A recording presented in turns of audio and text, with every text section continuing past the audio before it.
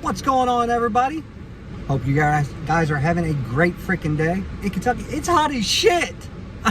It has stormed for days and it is so freaking hot. I am freaking out. I hate summer. If it could stay fall, I'd be the happiest man alive. But anyway, I hope you guys are safe. I hope you're happy. I hope you're healthy. I hope everything's going great for you.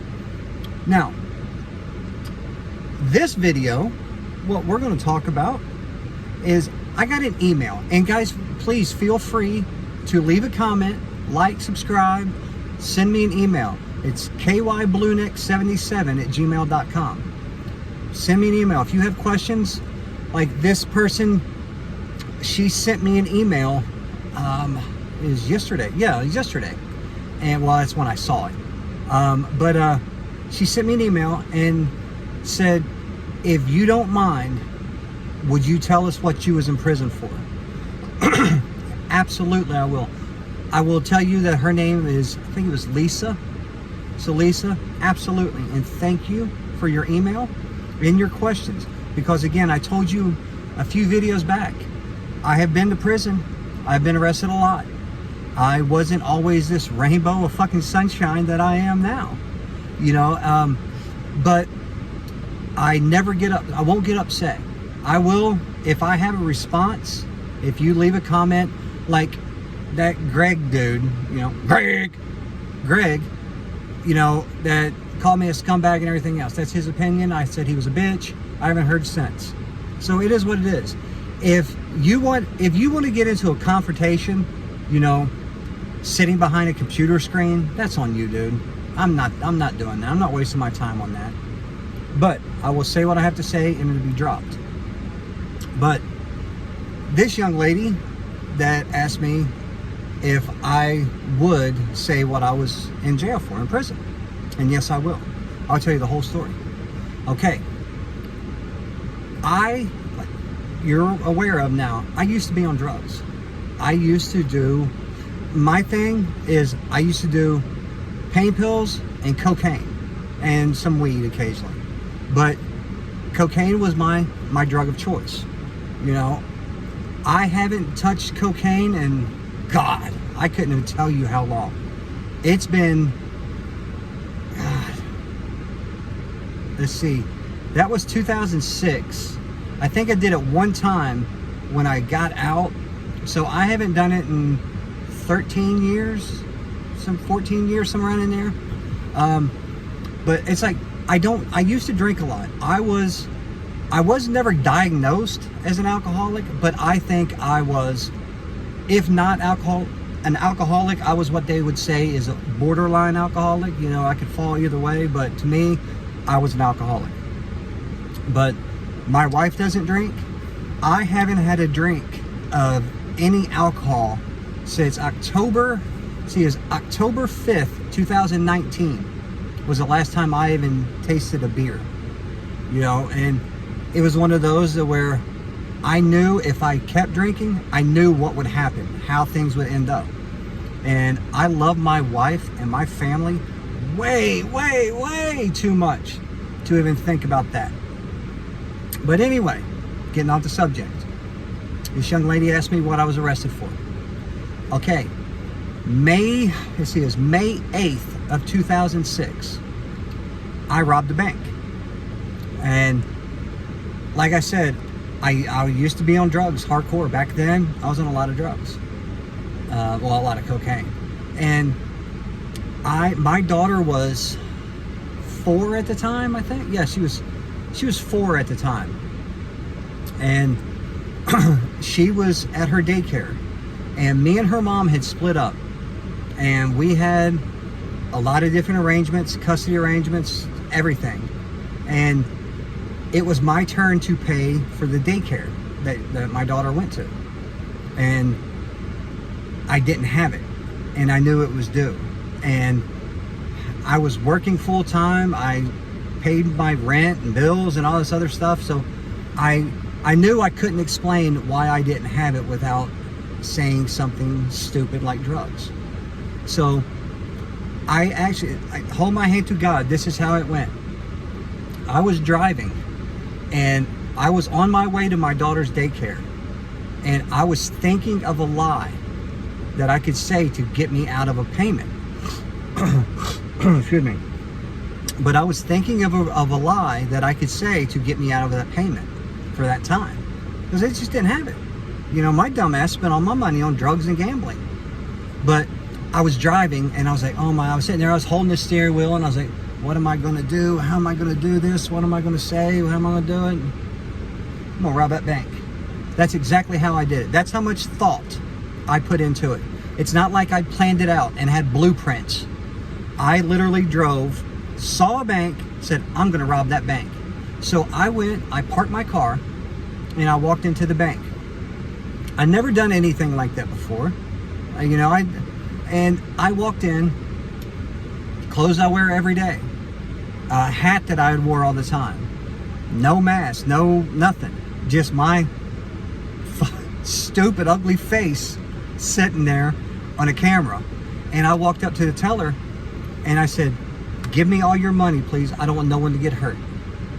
And she just sat and stared at me. She was an older woman. I found out later, she was 52 years old. And she just stared at me like, you gotta be kidding me. This dumbass is gonna rob us. But she put money on the counter. I grabbed it and I ran out. Okay, well, the money that she had grabbed, evidently in a bank, there is certain little department of bills that they can get, and if you lift those bills, it's got a silent alarm that goes straight to the police station. But I didn't know that. Like I said, I never thought this through. I didn't know what I was doing. I was just some stupid drug addict idiot. But I robbed that bank. I left.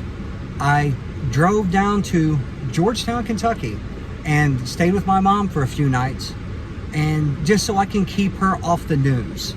You know, I can keep her focused talking to me, or we'd go do something or whatever, because I didn't want that getting out. You know, I didn't want my name or my face to pop up on the 11 o'clock news and us be sitting there watching it, and she's like, what the shit? I didn't need that. I was trying to avoid that. So I stayed with her for a few days, and again, I robbed it on a Wednesday morning. I came back home. I lived in northern Kentucky at the time. I went back home, and I was at home for a few hours. And then I get that knock on the door. And I open the door, and there's a guy there and like 3 or 4 other cops. And I'm like, okay. I thought I got away with it. Because in my eyes, in my warped little mind, I robbed it. I didn't get caught. I got away with it. That was my ignorant mentality, is I got away. But, you know, so it was the FBI, it was 3 FBI guys, and then a couple uniformed city cops. So they come in, and the main FBI agent set me down. We sat down and we started talking. He goes, you know why I'm here? I was like, no, why would I know why you're here? Why? I don't know. But he said, you're a suspect in a Taylor Mill. Taylor Mill is the city that I robbed the bank in. He said, you're a suspect in the Taylor Mill bank robbery. I'm like, what? No, I didn't. And he held up a picture of my car that was, you know, taken from the bank cameras. Yeah, because my dumb ass even parked in the parking lot. I told you, I didn't know what I was doing. I wasn't experienced. I was just an idiot. But, you know, so he's like, is that your car? I'm like, yeah. He said, well, you was at PNC Bank at this time when it was robbed. So I jump into full lie mode. I'm like, no, I took a guy there that I picked up at the gas station that needed a ride to the bank down the street. And I was like, I didn't do it. I didn't go in there. And he's like, oh, what was that guy's name? And so I'm just popping out shit out of my head. I'm like, Scott Johnson.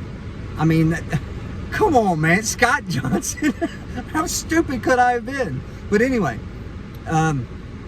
he showed the car and all that. Then I said that. And then he held up a piece of paper that had 6 pictures. There were 6 different people. And my picture was one of them. And it was circled with the bank teller's initials inside the circle, because you was identified by the bank teller. And I sat there and I just sat there in silence for a second, and I said, you know what? I was like, yeah, I did it. I was like, I did it. And I was terrified. I didn't know what I was going into, you know. all the jail things and the times I've been arrested, it was a couple nights here and there or whatever, but never what I was facing. But yeah, so I robbed a bank. And while I was in prison, I found out, because I'm not sure everywhere else, but in that area, Northern Kentucky, Cincinnati area, they have Crime Stoppers, which they have, it's on the news, they have put up this video and picture and all that, and it's like, if you know this guy, please contact Crime Stoppers. Well, my picture was on Crime Stoppers, and I know who turned me in, you know, I know who made that call, and I saw them, you know, after I'd got out, and I went up to her and I hugged her, and I'm sure she didn't know what to think, but I hugged her and gave her a kiss on the cheek and said thank you, you know, and she just looked at me, because I've never asked her if it was her, but I know it was her, you know, I know for 100% fact it was her, and I'm not mad, because the way I looked at it is, if I would have robbed that bank and got away with it and seen that it was that easy, I would have done it again. And then, who knows? There might have been an incident with the cops. I might have got killed. Who knows? All I know is the person that turned me in saved my life. And like I said, I gave her a kiss on the cheek, a hug, and thanked her. And then I turned around and walked away. And I haven't spoke to her since. Obviously, she hasn't tried to reach out to me. I haven't reached out to her. You know, our knowledge and knowing each other is something from the past. You know, but again, if for some crazy reason you see this video, I will say it again.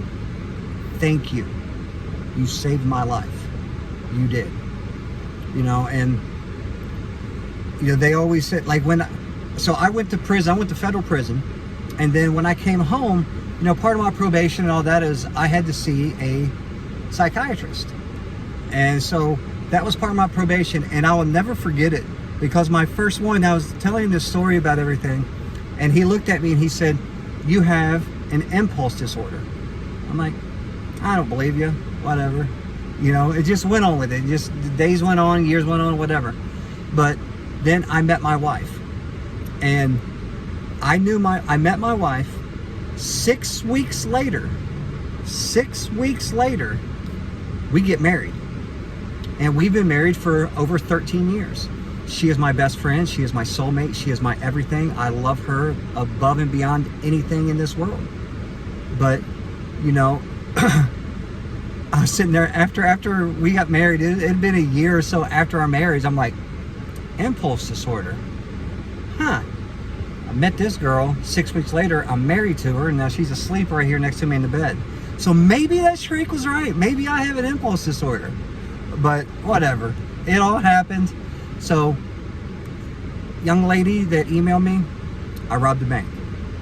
You know, and I did my time. I got out. I